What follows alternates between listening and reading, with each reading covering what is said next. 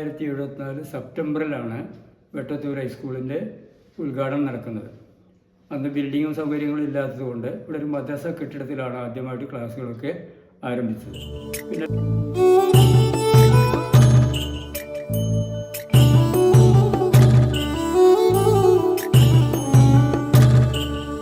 അക്കാലത്ത് യാത്രയൊക്കെ ഭയങ്കര ബുദ്ധിമുട്ടായിരുന്നു.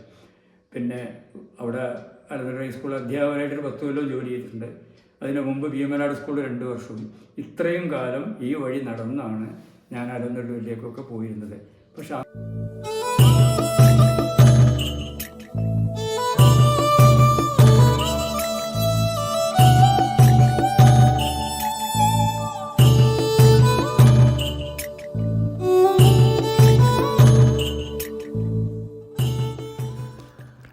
നമസ്കാരം.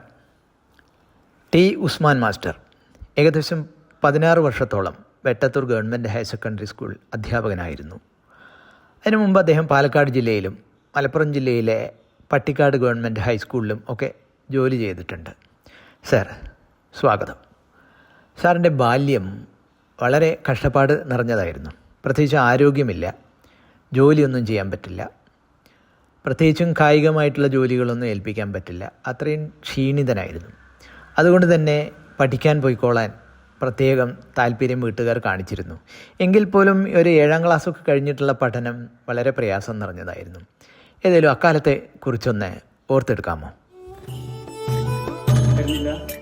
അപ്പോൾ രക്ഷിതാക്കൾക്ക് താല്പര്യമില്ലാത്തതുകൊണ്ട് പഠനം നിർത്തി. അങ്ങനെയാണ് അന്ന് പഠിപ്പിച്ചിരുന്ന ഒരു KM ദാമോദരപ്പണിക്കർ മാഷ് വീട്ടിൽ വന്ന് വാപ്പയോട് സ്വകാര്യം പറയുന്നത് കേട്ട്. അപ്പോൾ എന്നെ നിർബന്ധിച്ച് സ്കൂളിലേക്ക് വിടണമെന്നും പഠിക്കാൻ അവൻ കുഴപ്പമില്ല, അതുകൊണ്ട് അവനെ പഠിപ്പിക്കണമെന്നും വാപ്പയെ നിർബന്ധിച്ചതുകൊണ്ടാണ് വീണ്ടും സ്കൂളിൽ ചേർന്നത്. അതുപോലെ സാർ, വെട്ടത്തൂരുകാർക്ക് വിവിധ കാരണങ്ങൾ കൊണ്ട് വിദ്യാഭ്യാസം ഒരു കിട്ടാക്കനിയായിരുന്നു. അക്കാലത്തെ വിദ്യാഭ്യാസ കാര്യങ്ങളെക്കുറിച്ച് ഒന്ന് പറയാമോ? 1974 സെപ്റ്റംബറിലാണ് വെട്ടത്തൂർ ഹൈസ്കൂളിൻ്റെ ഉദ്ഘാടനം നടക്കുന്നത്.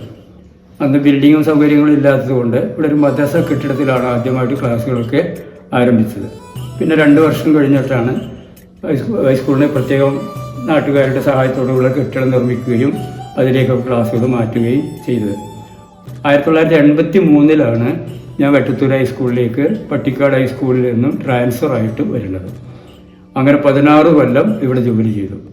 1999 ഞാൻ റിട്ടയർ ചെയ്യുന്നത്. എൻ്റെ റിട്ടയർമെൻറ്റും നമ്മുടെ സ്കൂളിൻ്റെ സിൽവർ ജൂബിലിയും ഒരുമിച്ചായിരുന്നു.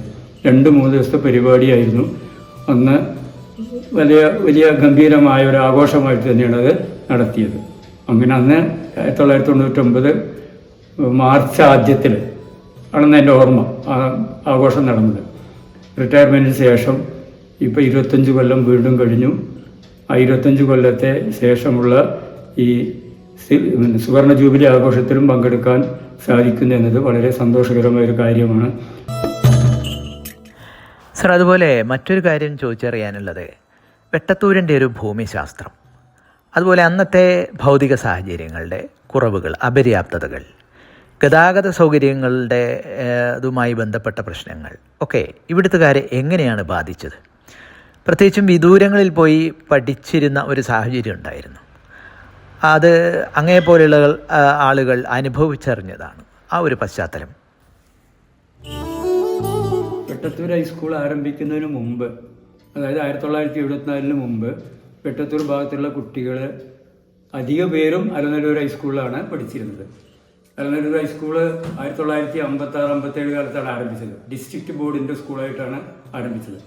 ആ സ്കൂളിൽ അതിൻ്റെ ആദ്യത്തെ ബാച്ചിൽ ആദ്യത്തെ ബാച്ച് SLC പരീക്ഷ എഴുതുന്ന സമയത്ത് ഞാനവിടെ 7ാം ക്ലാസ് പഠിക്കുന്നുണ്ട്. അന്ന് ഞങ്ങൾ 7, 8, 9, 10 ക്ലാസ്സുകളിൽ വെട്ടത്തൂർ ഭാഗത്തു നിന്ന് ആകെ 6-7 പേര് മാത്രമാണ് സ്കൂളിലേക്ക് പോയിരുന്നത്. വളരെ കുറച്ച് കുട്ടികൾ മാത്രമേ സ്കൂളിൽ പോയിരുന്നുള്ളൂ അക്കാലത്ത്. ഈ അലനല്ലൂർ ഹൈസ്കൂൾ വരുന്നതിൻ്റെ മുമ്പ് വെട്ടത്തൂർ ഭാഗത്തു നിന്ന് മണ്ണാർക്കാട്, പെരിന്തൽമണ്ണയിലൊക്കെ കുട്ടികൾ പോയി പഠിച്ചിരുന്നു. വളരെ അപൂർവം ആളുകൾ, സാമ്പത്തികമായിട്ടൊക്കെ ഭേദപ്പെട്ടവരൊക്കെ. പക്ഷേ എൻ്റെ ഓർമ്മയിൽ അതിൽ ഒരു 3 ആൾ മാത്രമേ അന്ന് SLC പാസ്സായതായിട്ട് എനിക്ക് ഓർമ്മയുള്ളൂ നമ്മുടെ വെട്ടത്തൂർ പ്രദേശത്ത്. അലനല്ലൂർ ഹൈസ്കൂൾ വന്നതിന് ശേഷമാണ് കുറച്ചെങ്കിലും കുട്ടികളൊക്കെ ഹൈസ്കൂളിലേക്ക് പഠനത്തിന് പോകാൻ ഒരുങ്ങി പുറപ്പെട്ടത്. പക്ഷെ വലിയൊരു ബുദ്ധിമുട്ട് പിടിച്ച യാത്രയായിരുന്നു. ഇവിടെ നിന്ന് അലന്നൂർ ഹൈസ്കൂളിലേക്ക് ഒരു 6 കിലോമീറ്ററെങ്കിലും കാണും. അതിനെ പ്രതിബന്ധമായി നിൽക്കുന്ന ഒരു ചാവാലിത്തോട്, അവിടെ നിരന്തോറമ്പിലൊരു ഇറക്കം, ഇതൊക്കെ സഹിച്ചാണ് ഞങ്ങളൊക്കെ അന്ന് സ്കൂളിൽ പോയിരുന്നത്. ഞാൻ 7ാം ക്ലാസ് മുതൽ 8, 9, 10 ക്ലാസ്സുകളൊന്നും അവിടെ പഠിക്കുമ്പോൾ എൻ്റെ ക്ലാസ്സിൽ ഞാൻ മാത്രമേ ഉണ്ടായിരുന്നുള്ളൂ. മഴക്കാലത്ത് യാത്രയൊക്കെ ഭയങ്കര ബുദ്ധിമുട്ടായിരുന്നു. വെട്ടത്തൂർ ഗവൺമെന്റ് ഹയർ സെക്കൻഡറി സ്കൂളിന് ഒരു വറുതിയുടെ കാലഘട്ടം ഉണ്ടായിരുന്നു. വളരെ കഷ്ടപ്പെട്ട് ആണ് കുട്ടികളൊക്കെ സ്കൂളിൽ വന്നിരുന്നത്. അതുപോലെ ഇവിടെയൊക്കെ ക്ലാസ് മുറികളും ഭൗതിക സാഹചര്യങ്ങളും ഒക്കെ കുറവാ. ബെഞ്ച്, ഡെസ്ക്, ഓഫീസ് എല്ലാം വളരെ പരിമിതമായ സൗകര്യങ്ങളിൽ പ്രവർത്തിച്ചു വരികയായിരുന്നു. സാറിന്റെ ഈ കാലഘട്ടങ്ങളിലുള്ള ഒരു ഇടപെടൽ എന്തൊക്കെയായിരുന്നു? സ്കൂളിൽ ഞാൻ എത്തുന്നത് 1983 ഓഗസ്റ്റിലാണ്. അന്ന് സുമന്ത്രൻ മാഷ് തിരുവനന്തപുരത്തുള്ള കാട്ടാക്കടക്കാരൻ ഒരാളായിരുന്നു ഹെഡ് മാഷ്. അയാളെ നിർബന്ധം കൊണ്ടാണ് എനിക്കിങ്ങോട്ട് ട്രാൻസ്ഫറിന് കിട്ടിയത്. അയാൾ പിന്നെ നാട്ടിലേക്കൊക്കെ ട്രാൻസ്ഫർ പോയി. ഞാനിവിടെ വരുന്ന കാലത്ത് ഇവിടെ ഭൗതിക സാഹചര്യങ്ങളൊക്കെ വളരെ പരിമിതമായിരുന്നു. ആകെയുള്ള ആ പഴയ ഒരു കെട്ടിടം മാത്രം. ഇവിടെയൊക്കെ ജോലി ചെയ്യാനൊക്കെ ഒരു പ്രയാസമായിട്ടൊക്കെ തോന്നിയിരുന്ന കാലഘട്ടമാണ്. പക്ഷേ ഇവിടെ ധാരാളം പ്രഗത്ഭരായ അധ്യാപകരുള്ളത് കൊണ്ട് അവർ ഈ കലാകായിക രംഗങ്ങളിലൊക്കെ വളരെ മികവ് പുലർത്തിയ ആൾക്കാരുണ്ടായിരുന്നു. അതുകൊണ്ട് അത്തരം മേഖലകളിൽ എനിക്ക് കഴിവും കുറവായിരുന്നു. ആ ഭാഗത്തേക്കൊന്നും വലിയ സംഭാവന ചെയ്യാൻ എനിക്ക് കഴിഞ്ഞില്ല. പക്ഷെ ഇവിടെ വന്ന ഉടനെ തന്നെ ഈ സുമന്ദ്ര മാഷ് പോയതിന് ശേഷം ഒരു CP അബ്ദുറഹിമാൻ മാസ്റ്റർ കൊണ്ടോട്ടിയിൽ നിന്ന് ഇവിടെ വരുന്നുണ്ടായി. ഓഫീസ് സംബന്ധമായ കാര്യങ്ങളിലൊക്കെ വളരെ കൃത്യതയുള്ള ആളായിരുന്നു. അപ്പോൾ അദ്ദേഹം ഇവിടെ വരുമ്പോൾ ഓഫീസൊക്കെ ആകെ കുഴഞ്ഞു മുറിഞ്ഞ് കിടക്കുന്ന ഒരവസ്ഥയാണ്. അപ്പോൾ എൻ്റെ അടുത്ത് അത് പറയുകയും ഞാനങ്ങനെ പട്ടിക്കാട് സ്കൂളിൽ പോയി അതിന് വേണ്ട തയ്യാറെടുപ്പുകളൊക്കെ ചെയ്തു വന്ന് ഇവിടുത്തെ വെട്ടത്തൂർ ഹൈസ്കൂളിലെ ഓഫീസ് ഒരു സജ്ജീകരിക്കുന്നതിൽ വളരെ വലിയ പങ്കുവഹിച്ചിട്ടുണ്ട്. അതിന് ശേഷമുള്ള ധാരാളം ക്ലർക്കുമാരൊക്കെ വന്നിരുന്നെങ്കിലും അവരൊക്കെ പുതിയ ആളുകളാണ്. അവരൊക്കെ ഓഫീസ് കാര്യങ്ങൾ പഠിപ്പിക്കുകയും ഈ ശമ്പള ബില്ലുകൾ അങ്ങനെയുള്ള കാര്യങ്ങളൊക്കെ എഴുതി പഠിപ്പിക്കുക അതൊക്കെ ചെയ്യുകയും ചെയ്തിരുന്നത് ഞാൻ റിട്ടയർമെൻറ്റിൻ്റെ വരെയും എല്ലാ കാര്യങ്ങളും ചെയ്തിരുന്നത് ഞാനായിരുന്നു. ഇവിടെ ശ്യാമ ടീച്ചർ HM ആയിരിക്കുന്ന കാലത്ത് അന്ന് കുറച്ച് ഡിസിപ്ലിൻ പ്രശ്നങ്ങളൊക്കെ ഉണ്ടായിരുന്നു. അതിലും മറ്റുള്ളവരുടെ കൂടെ ഞാനും ഇടപെട്ടിരുന്നു. അതൊക്കെ നല്ല രീതിയിൽ നാട്ടുകാരോടൊക്കെ ഇടപെട്ടുകൊണ്ട് നല്ല രീതിയിൽ കൊണ്ടുപോകാൻ അന്ന് സാധിച്ചു. നമ്മുടെ ഇപ്പോൾ ഓഫീസ് ചെയ്യുന്ന കെട്ടിടം അതിൻ്റെ പിന്നിൽ ശ്യാമ ടീച്ചറുടെ ചെറിയ പ്രവർത്തനമുണ്ട്. അന്നത്തെ ഇടതുപക്ഷ ഗവൺമെൻറ്റിൻ്റെ കാലത്തെ TK ഹംസ മന്ത്രിയായിരിക്കുമ്പോഴാണ് അതിന് നമുക്ക് ടെക്നിക്കൽ സാങ്ഷനൊക്കെ കിട്ടിയത്. അതിനൊന്ന് പാർട്ടി പ്രവർത്തകർക്ക് അതിൽ പങ്കുവഹിച്ചിട്ടുണ്ട്. എങ്കിലും ഇതിൻ്റെ തുടക്കത്തിൽ അതിൻ്റെ പ്രവർത്തനത്തിന് മുൻപന്തിയിൽ നിന്ന് ശ്യാമ ടീച്ചറായിരുന്നു. അന്നത്തെ DPI അവരോട് വളരെ അടുപ്പമുള്ള ആളായതുകൊണ്ടാണ് അങ്ങനെ ഒരു കെട്ടിടം അവിടെ കിട്ടാൻ സാധ്യത ഉണ്ടായത്. പലർക്കും അതറിയില്ല. ഇപ്പോൾ ചിലരതൊക്കെ മനഃപൂർവ്വം മറക്കുകയും ചെയ്യുന്നുണ്ട്. എങ്കിലും അവരുടെ ഒരു പ്രവർത്തനം അതിൻ്റെ പിന്നിലുണ്ടായിട്ടുള്ളതായിട്ടാണ് ഞാനിപ്പോഴും വിശ്വസിക്കുന്നത്. സർ, അവരവരുടെ മക്കളെ സ്വന്തം വിദ്യാലയത്തിൽ ചേർക്കുന്നതിൽ വിശ്വാസമില്ലാത്ത ആളുകൾ ഉണ്ടായിരുന്നു, അധ്യാപകർക്കിടയിൽ ഉണ്ടായിരുന്നു, അപൂർവം ചിലരെങ്കിലും. എന്നാൽ സാറിനെ സംബന്ധിച്ചിടത്തോളം അങ്ങനെയായിരുന്നില്ല. മക്കളെ ഈ വിദ്യാലയത്തിൽ തന്നെ ചേർത്ത് പഠിപ്പിച്ചു, ഉന്നത സ്ഥാനങ്ങൾ കൈവരിച്ചു. അതേക്കുറിച്ച്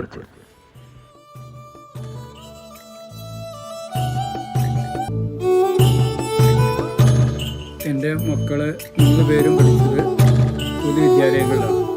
വെട്ടത്തൂർ AUP സ്കൂളിലും അതിനുശേഷം വെട്ടത്തൂർ ഹൈസ്കൂളിലും പിന്നെ മണ്ണാർക്കാട് കോളേജിലുമാണ് പഠിച്ചത്. ഒരു അൺഎയ്ഡഡ് സ്കൂളിലും അവർ പഠിച്ചിട്ടില്ല. പലരും മറ്റുള്ള 2 പേരും പെൺകുട്ടികൾ 2 പേരും ടീച്ചേഴ്സായി. മകന് അങ്ങനൊരു ഭാഗ്യം കിട്ടി.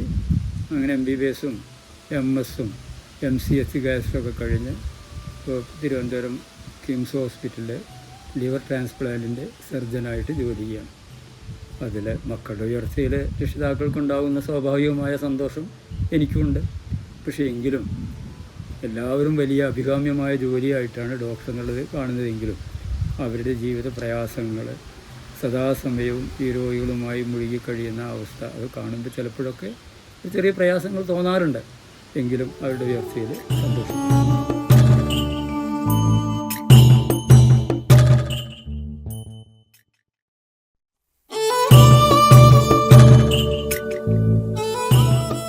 സർ, ഇപ്പോൾ നമ്മുടെ സ്കൂള് പഴയ സ്കൂളൊന്നുമല്ല. എല്ലാ തരത്തിലും ഭൗതികമായിട്ടും അക്കാഡമിക തലത്തിലും ഒക്കെ ഒരുപാട് കുതിച്ച് ഉയർന്നു കഴിഞ്ഞിരിക്കുന്നു. ഇനിയും അത് ഒരുപാട് ഉയരങ്ങളിലേക്ക് പോകുമെന്ന കാര്യത്തിൽ സംശയമില്ല. അതേക്കുറിച്ച് എന്തു തോന്നുന്നു? ഭൗതിക സാഹചര്യങ്ങൾ വളരെ കുറവായിരുന്നെങ്കിലും അന്നും തന്നെ കലാകായിക രംഗങ്ങളിൽ മികച്ച സംഭാവനകൾ അർപ്പിക്കാൻ സ്കൂളിന് സാധിച്ചിട്ടുണ്ട്.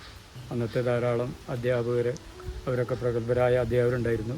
നല്ലപോലെ അധ്വാനിച്ചതുകൊണ്ട് കുട്ടികൾ അതിനുള്ള സഹകരണവും നാട്ടുകാരുടെ സഹകരണവും കൊണ്ട് ഉയർന്ന നിലയിൽ എത്തിപ്പെടാൻ സാധിച്ചിട്ടുണ്ട്. ഇന്നും ആ മികവ് പുലർത്തുന്നുണ്ട്. സ്കൂളിനും ഒരുപാട് അഭിവൃദ്ധികൾ, ഭൗതിക സൗകര്യങ്ങളൊക്കെ ഒരുപാട് കൂടി. ഹയർ സെക്കൻഡറി വന്നു. ഹയർ സെക്കൻഡറി ലെവലിൽ ധാരാളം അധ്യാപകരും കുട്ടികളൊക്കെ ഉണ്ടായി. കുട്ടികളൊക്കെ പലരും പഠിച്ച് ഉയർന്ന ലെവലിലൊക്കെ എത്തിച്ചേരാൻ സാധിച്ചിട്ടുണ്ട്. അത് സ്കൂളിൻ്റെ നേട്ടം തന്നെയാണ്. ഇന്നും അവിടെ ആത്മാർത്ഥമായി ജോലി ചെയ്യുന്ന അധ്യാപകർ ധാരാളമായുള്ളത് കൊണ്ട് പല അവസരങ്ങളിലും വിദ്യാലയത്തിന് സംസ്ഥാന തലത്തിലും ജില്ലാ തലത്തിലൊക്കെ ഉയർന്ന മേഖലകളിൽ എത്തിച്ചേരാൻ സാധിച്ചിട്ടുണ്ട്. അത് സന്തോഷത്തോടെ അനുസ്മരിക്കുന്നു. സ്കൂളിന് അത്രയും നല്ല അഭിവൃദ്ധി ഉണ്ടായതിൽ ചെറിയൊരു പങ്ക് എനിക്കുണ്ട്. അതുകൊണ്ട് വളരെ സന്തോഷത്തോടു കൂടി ഞാൻ കാര്യം ഈ സുവർണ്ണ ജൂബിലി സമയത്ത് ഓർമ്മിക്കുന്നു.